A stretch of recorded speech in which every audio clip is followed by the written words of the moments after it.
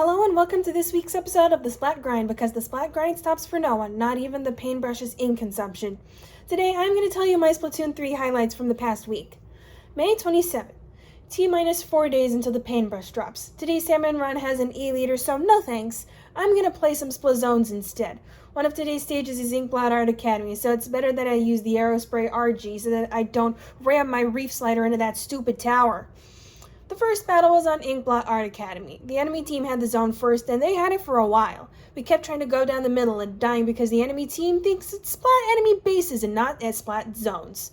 I had a little luck flanking and hitting them from behind, but I also had some not luck, especially when I swam up the tower and saw the rest of my team had died there, so I immediately jump off and land next to an autobomb.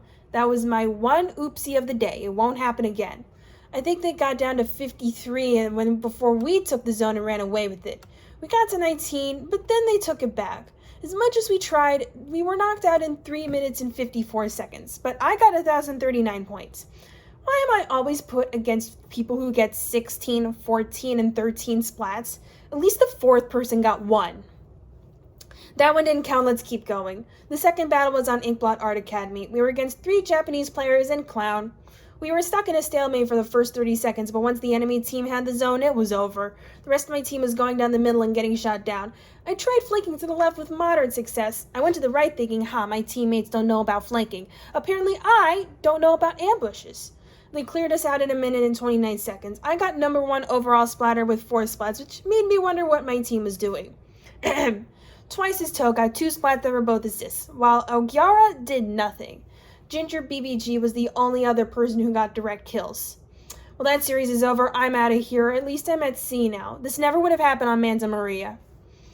May 29th. T-minus 2 days until the paintbrush drops, and I'm going to prepare with some good old-fashioned ink brush turf war. The bad news is it's Scorch Gorge and Mincemeat Metalworks. The first battle was on Mincemeat Metalworks against Ploinker. My team had a Luna Blaster and a Dynamo. I was still on home base 15 seconds in when I saw one of the opponents get splatted, and I was like, oh yeah. I decided to get onto this truck and run into the enemy base. I just turn on my killer whale and whoops, I've been splatted by a range blaster. Well, let's try again. I was trying to get to enemy base when the Dynamo roller dropped a tactical, and I was like, alright, fine, I'll grab your soda. That's when I saw the Nova was getting onto our base. I was going around in circles trying to splat them close up, but until I got up against the wall and they splatted me. It's a good thing I had that soda, but also cursed people who were actually good with the Nova.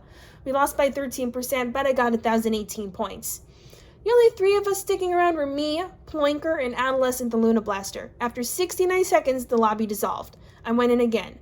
The second battle was on Scorch Gorge against Huda Thunk, Ploinker, and Adolescent. Ploinker only got 3 splats last time. Adolescent was his second best splatter on our team. Then I noticed they also had an Aerospray RG and a Flingsa. Splatlanian youth player, don't let me down. The enemy team was a group of 4 people who collectively decided spawn camp. And the worst part was they were actually good at it. I go to the left, I get splatted. I go to the right, get splatted. I stay behind because maybe it's a good idea to deal with the spawn campers. I get splatted. I make it to the center. Someone follows me. I get splatted. I did manage to get 2 splats in a row while having a massive case of the shakies, but that's about it. We lost by ouch %, and I got 1,015 points and number 1 overall splatter with 6 splats. Tobias the Splatana Wiper got 2 splats that were both assists, and Player got nothing. The DQ8S was the only other person getting kills. Player, I'm sorry your first battle had to be this way. I quit the lobby and went into a different one. The third battle was on Mincemeat Metalworks with no one in the previous battle. It started out well. The man got a crab tank 15 seconds in. Automaton and I were getting turf covered. Then I noticed that the other team had a charger, C-Pup, with the ZNF charger. I thought I could outrun them, but twice they were able to predict where I was gonna go and snipe me anyway. The third time I could see their crosshair in front of me, and I decided not to play their game. I turned around. I also noticed that this kept happening a lot. I swing a few times, low ink. I swing a few times, low ink, especially when it mattered. Especially when there's a booyah bomb about to land right in front of me. Miraculously, though, we were able to pull through in the last 30 seconds, and we won by 8%. No one on the enemy team got more than 4 splats. C-Pup got 2. They both just so happened to be me. So, when do we get the special that combats spawn campers? May 30th, T-minus 1 day until the paintbrush drops. It's time for some salmon run. It's got Aerospray, And splatter shot on Gone Fishing, so it should be salmon fun. I started with the nozzle nose, which is not quite the ultimate salmon gun. It's also glowflies, so we're salmon done. I have the kind of luck that gives me the glowflies first, so all I can do is back up slowly while firing at the angry salmonids with my namby-pamby nozzle nose. I jump off the ledge and get splattered by a second group of salmonids, and might I remind you that there are already 2 other people dead, and there's only 1 person left for the glowflies to go to, and they're dead too. We were wiped out in record time with 0 eggs. This is what glowflies does to people. But that's enough pain and humiliation for one day. I'm gonna go play some table turf. May 31st. Normally, I don't play Splatoon on Wednesday, but it's Sizzle season, baby. I'm going to be on my Switch right at 7. Hold on, my shower's giving me trouble. I'm going to be on right at 7:10. Hold on. Oh, still got to download the data. I'm going to be on right at 7:15 updating software. I was on right at 7:20. I'm going to hold off on trying the new weapons for today. I'm just going to go into Turf War with the Inkbrush Nouveau and see just how bad this Ultra Stamp nerf is. Watch me get Mahi Mahi 3 times in a row. The first battle, as you guessed, was on Mahi Mahi Resort. There were 2 S-Splats on the enemy team, and our side had a Wiper Deco, and one of the new songs was playing. Sizzle season starts now. Time to come up with counters for 11 new weapons. One thing I noticed early on is that if you get really close to an S-Blast, they'll have a hard time aiming at you. I couldn't splat at them because I died, but it was to someone else and not them. So the trick still somewhat works. I made several mistakes, such as putting myself in front of the Tenatech and putting myself in front of the Flingza. The enemy team pushed back a little, but we still won by 12%. The 2 people on the right fist bumped. God, I wish that were me. But number 1 ground traveler is a silver medal, and I can't stop running. I got the Ultra Stamp once, and honestly, the nerf is not that bad. I hardly noticed the difference. Also, let me show you some stats. I got 1 Ultra Stamp. Che Foxy got 1 Inkstorm. Keb got 1 Tentamissiles. Then there's Dual Beetle carrying with 5 Booyah Bombs because the Aerospray grind never stops. Our second battle was on Barnacle and Dime. I was on a team with the Legend, Dual Beetle, and our new S-Blast friends Amaya and Prime Beef, but the other team had Yoriichi the Tenatech Splattershot, who had switched to the L3 Nozzle Nose, and 2 people with Paintbrush. Oh boy. So we got our first Booyah Bomb in 10 seconds, that's good. I think the thing barring me from true victory is that I haven't played on Barnacle and Dime before, so I don't know all the nooks and crannies. I also grossly underestimated how much range the Paintbrush has, especially in the hands of Neotori, the insane Japanese player. This battle was alternating between getting forced onto our base and making our way back, and getting forced onto our base and making our way back. I splatted a crab tank from the front and then died, but the important part is I splatted a crab tank from the front.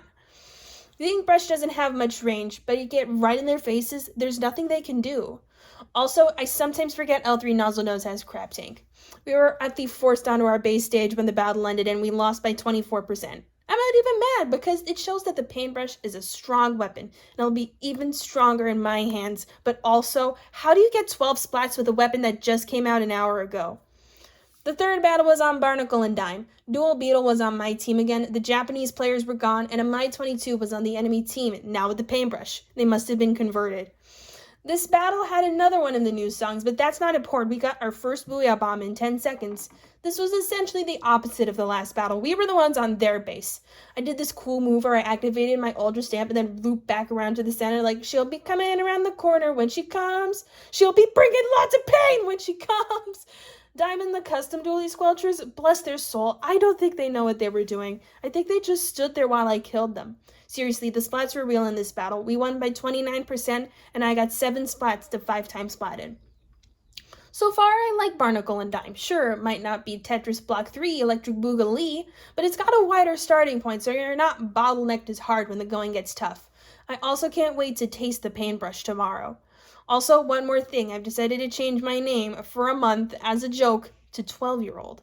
I changed my banner and clothes and hairstyle to match those of a 12-year-old boy. Let's commit some internet fraud. Also, another more thing, Too Many Trizukas is coming Monday and Tuesday, and the mode is Tower Control. I already used the Clash Blaster in Tower Control. This won't be much of a difference. Finally, they added confetti to the Table Turf victory screen. Yay.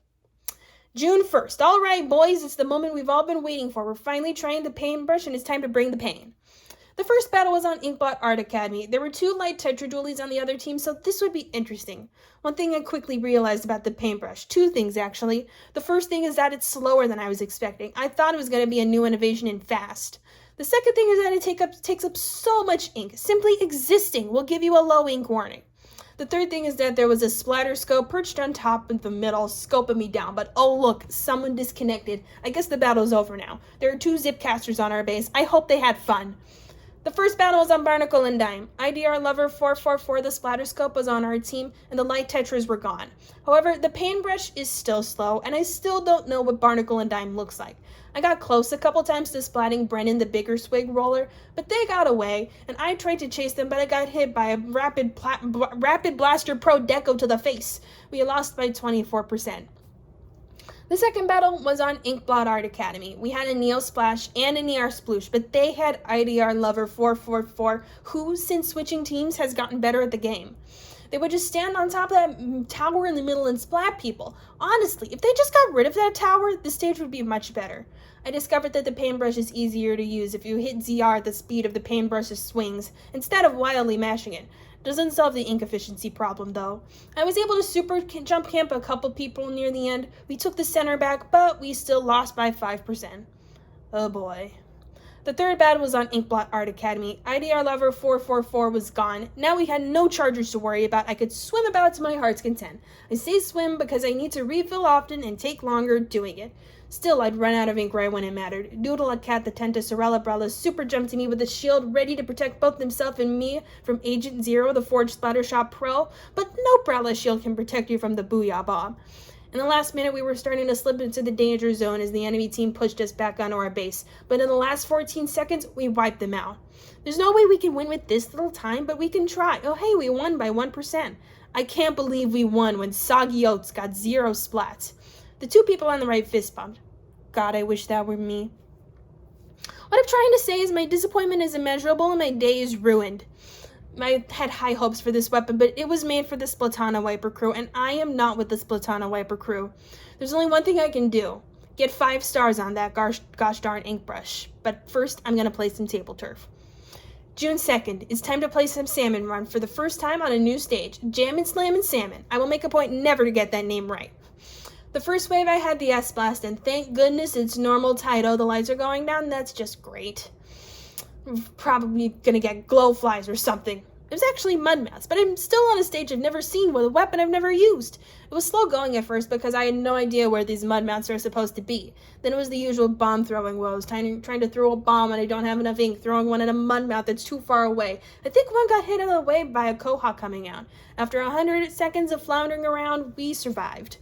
The second wave, I had the Sploosh-O-Matic, which I can work with, and it was also high tide, and oh my goodness, this is the smallest high tide stage imaginable. How are you supposed to go anywhere? Especially with this fish stick next to the basket, 2 fly fish at the same time, this chum's hitting yaw on the head. How did that drizzler get there? Whoops, I fell in the water. Wait, what's going on? Anyway, we were wiped out with 9 eggs out of 13. Well, of course I lost. This is my first time.